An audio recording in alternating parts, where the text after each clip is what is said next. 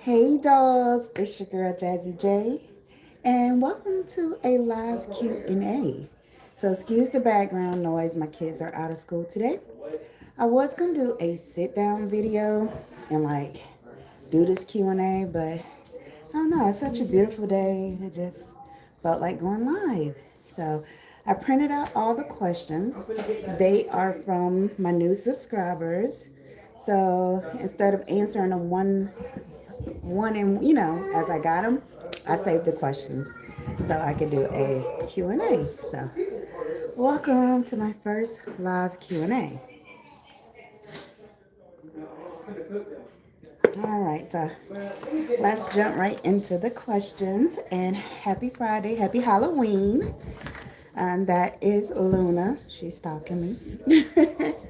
All right, so I am going to go right into the questions. I got the first question I received is, what inspired you to start your channel?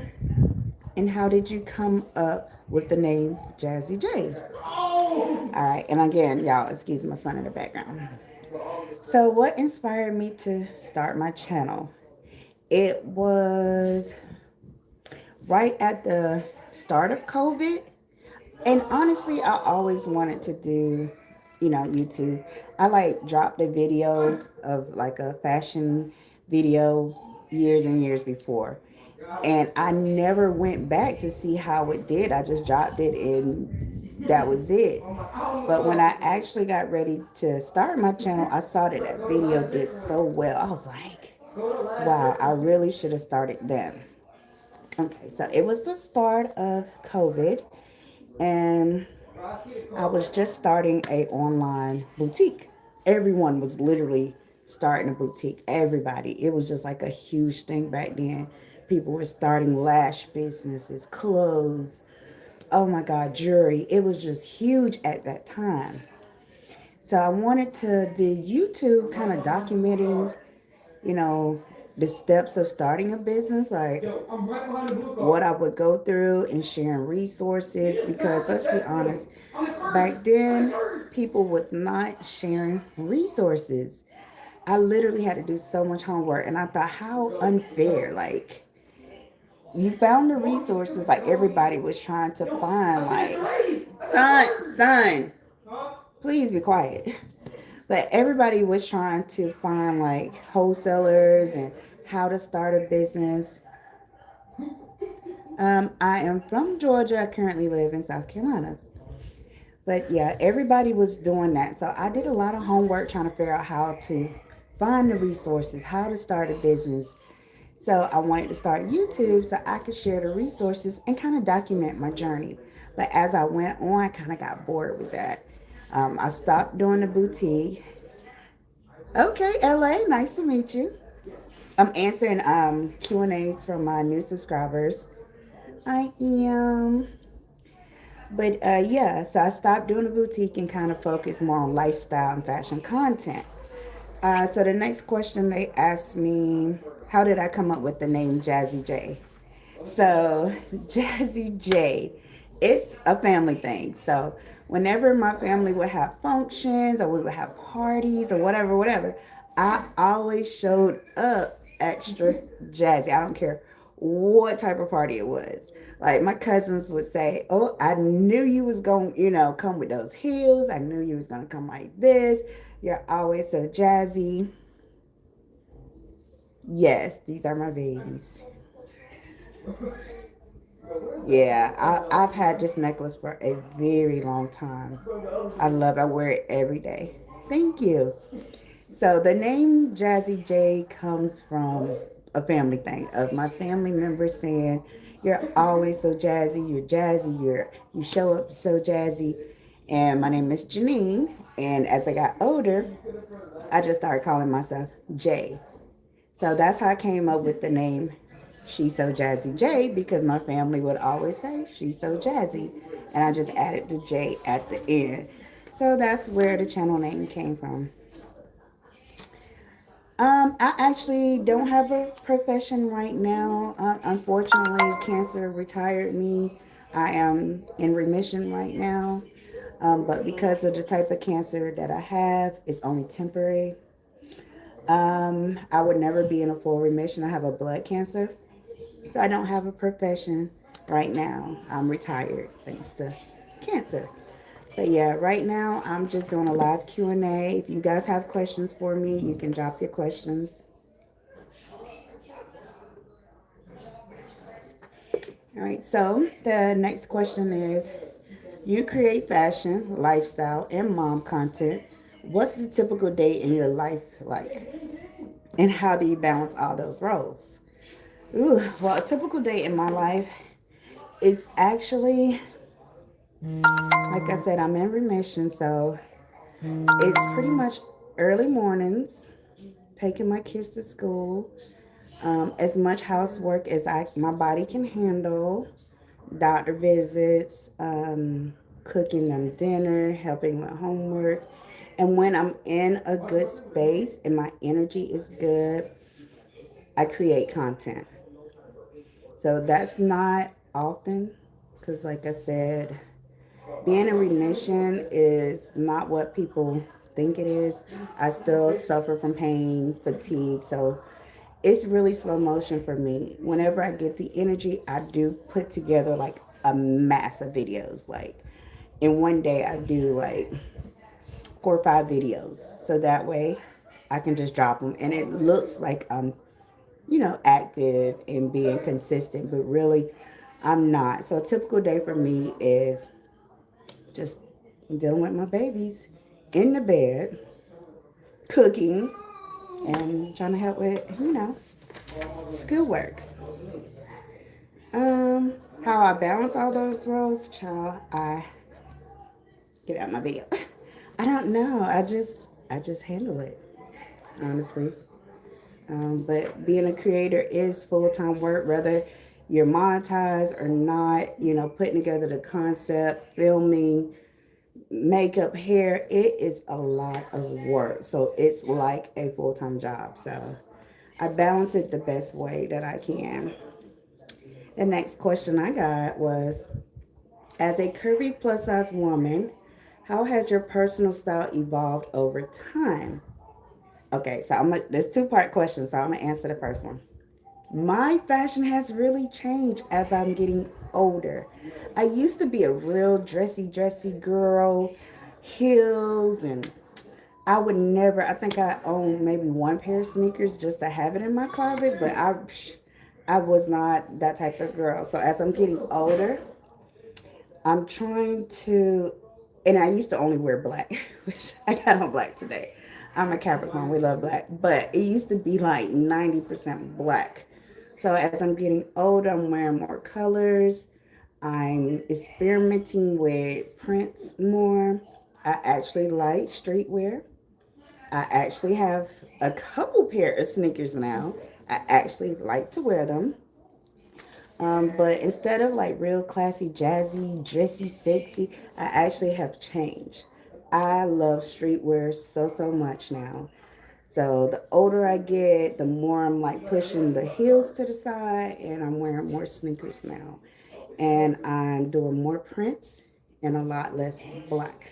It's still 80%, not 100%, but 80% is still black. But yeah, I've trying to get over wearing all black.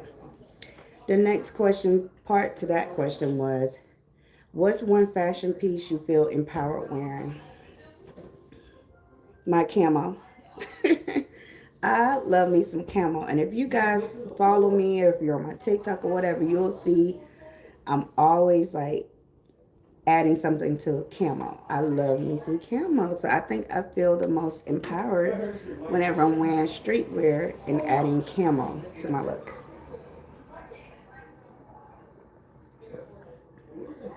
All right, let's see my next question. You make content for women 30 to 50 years old and plus size.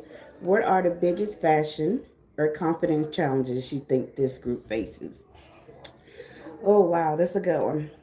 So, for us plus size baddies, I think our biggest fashion challenges is, and I want to say, and not all plus size deal with this, but it's probably going to be our midsection and our arms. If you're plus size, we're usually heavier on the arms and our midsection. So that makes it a little hard to wear some clothing because, like, even at my big age, I like crop tops. You know what I'm saying? I like crop tops. Oh, sorry, y'all. I'm gonna ask y'all a question too. Hold on, y'all.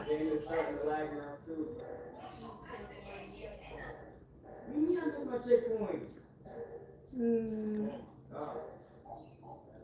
sorry, one moment.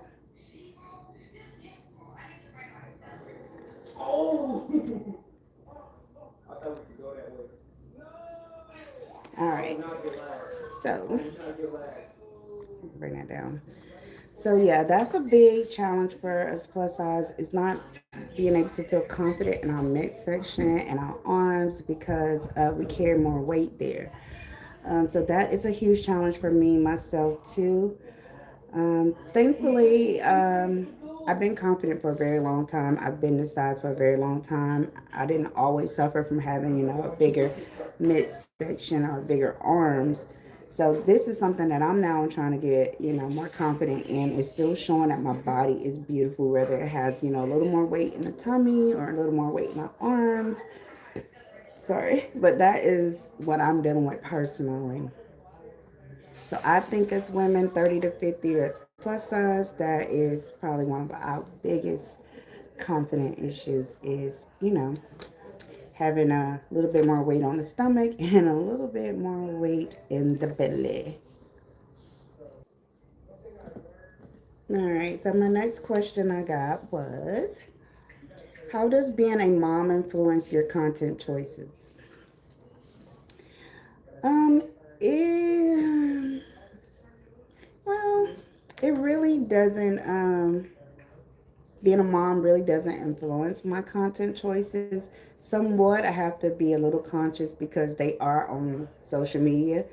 But like I said, I'm a very confident woman, so I used to make, content that was very sexy, sexualized, showing my backside all the time. But, now that I know that they're on social media, I try to cut down, the sexy a little, not too many, backside and this and that. But so I try to create, content to let other moms know even though our moms were still just a girl, literally, So we still want to feel sexy. We still want to feel confident. Just, be a little more cautious about what we're showing on social media.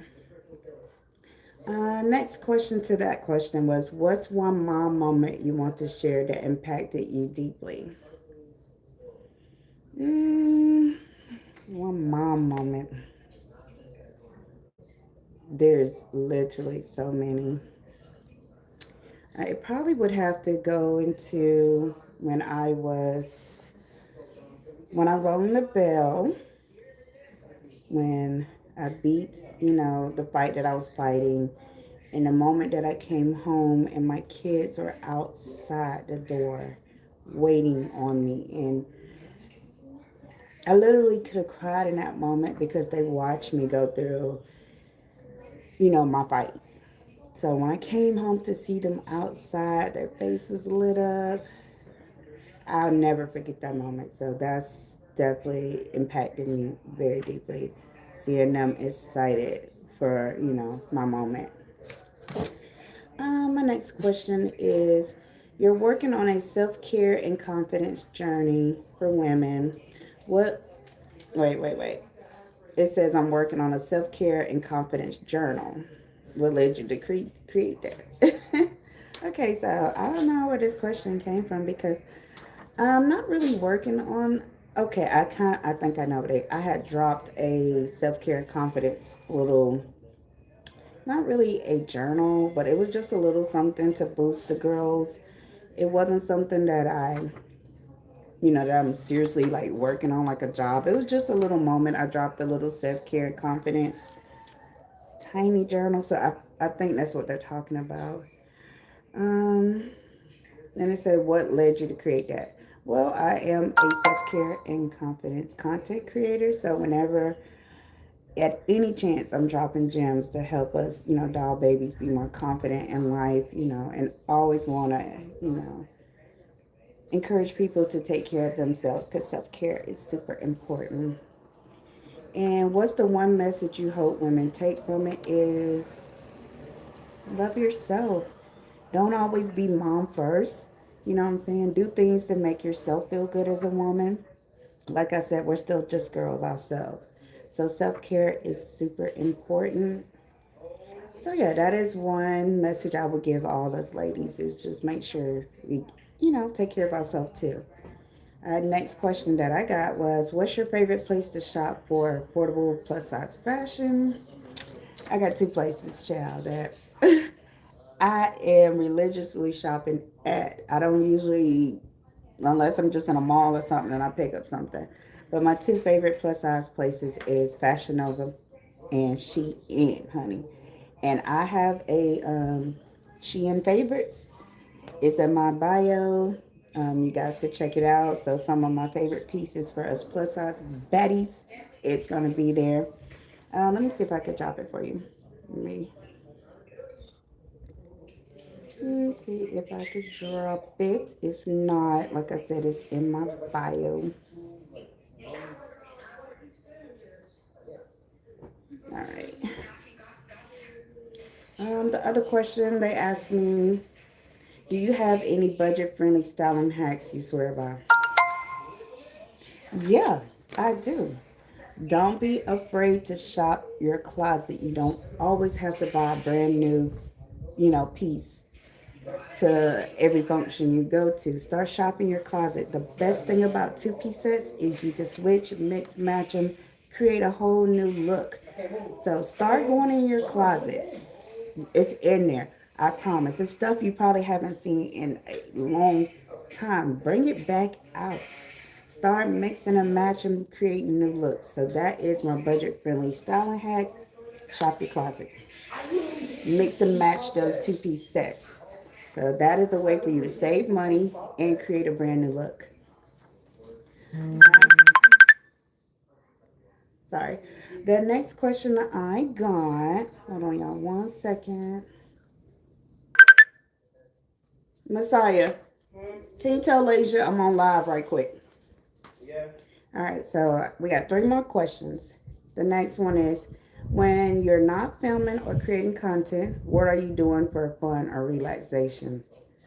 So when I'm not filming, what am I doing besides sleeping?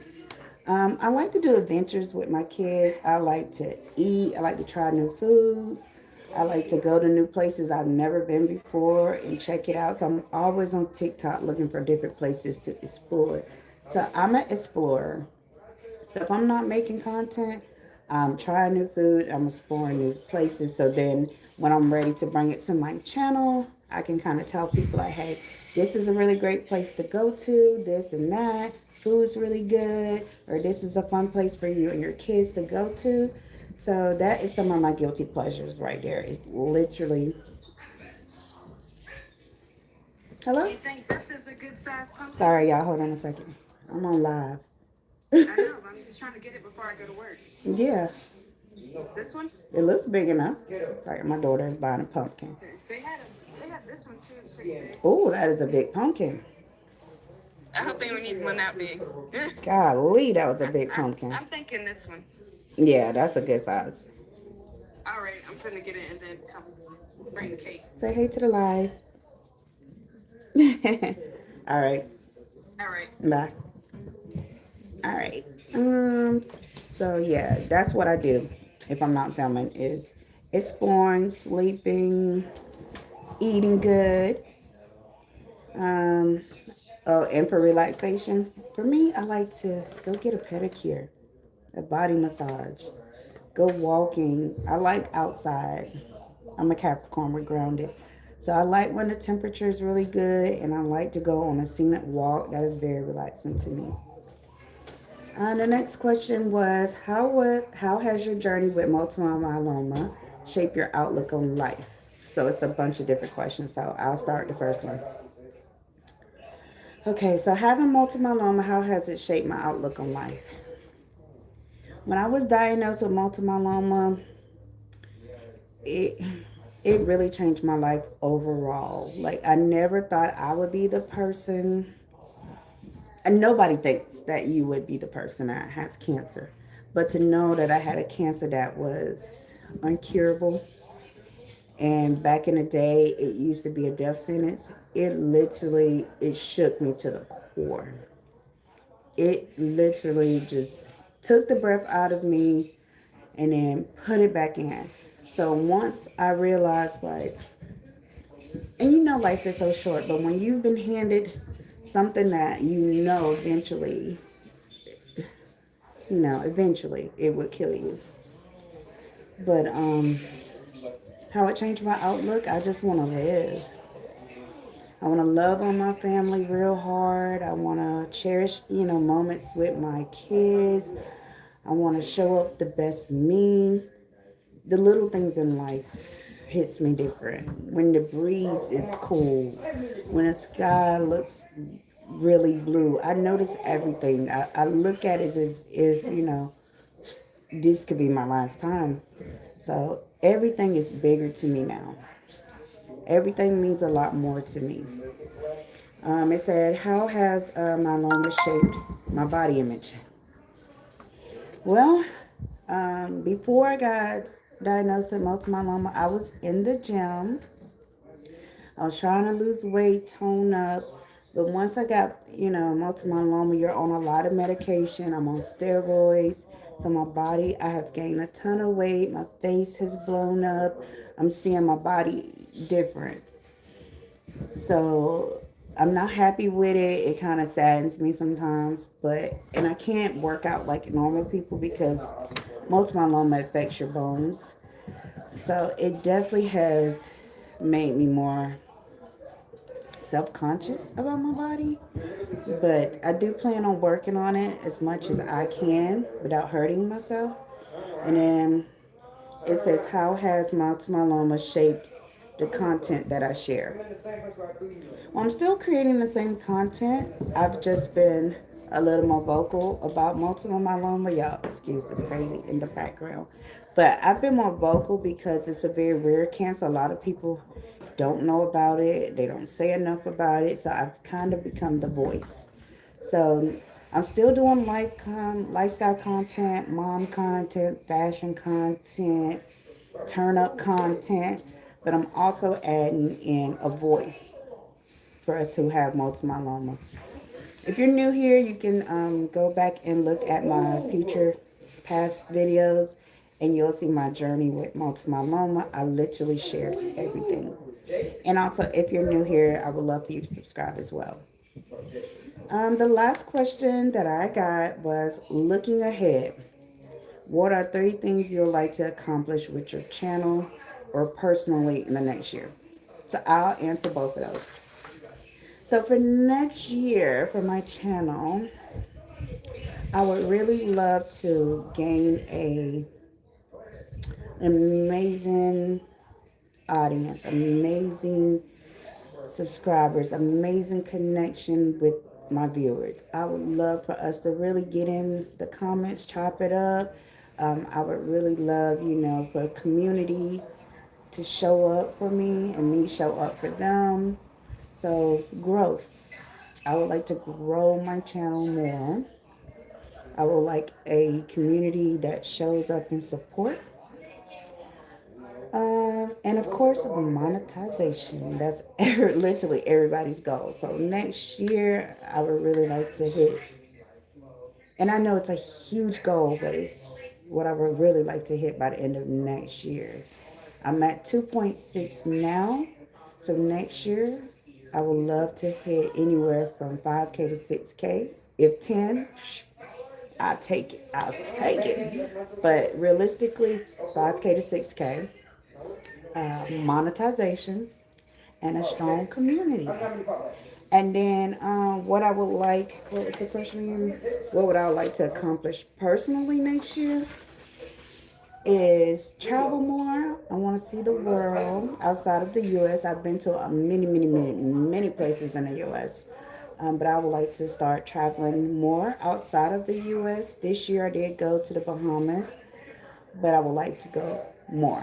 I mean, that was my first time outside of the U.S. So I want to get to go more places.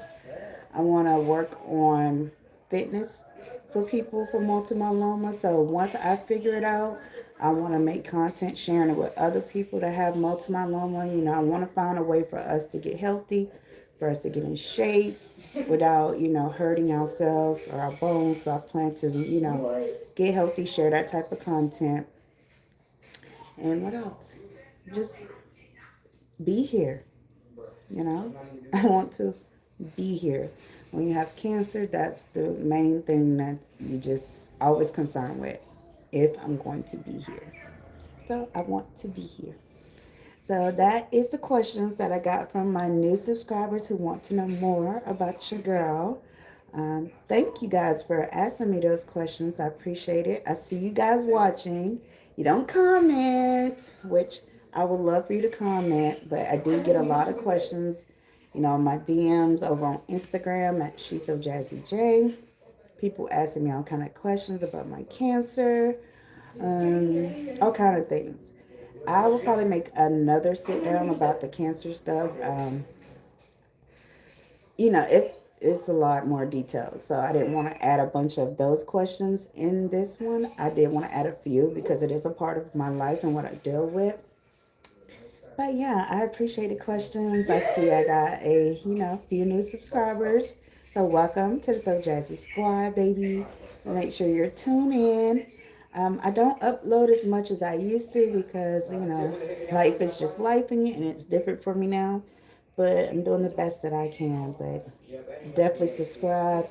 Don't be afraid to drop me a comment. And if you guys got any more questions, you can send them to me over on Instagram at She's So Jazzy J. And I get a ton over on TikTok. All right. And my TikTok is just Janine G. Taylor. All right, doll baby. So that's the questions that I got. I just want to sit down and just chop it up. It's just a beautiful day. Why not? All right. So I'm going to go. It's Halloween. Got to take my babies out. So, yeah, thank you guys so much for dropping in, saying hi to me. I appreciate y'all so much. So, y'all make sure y'all stay slayed. Y'all stay motherfucking slayed, honey. Oh, I think I said that totally backwards. Let me make sure I get it right. Y'all stay safe. And y'all stay motherfucking slayed. There we go. I don't know why I said it backwards like that. But y'all enjoy your day. Thank you so much. And again, happy Halloween. Bye.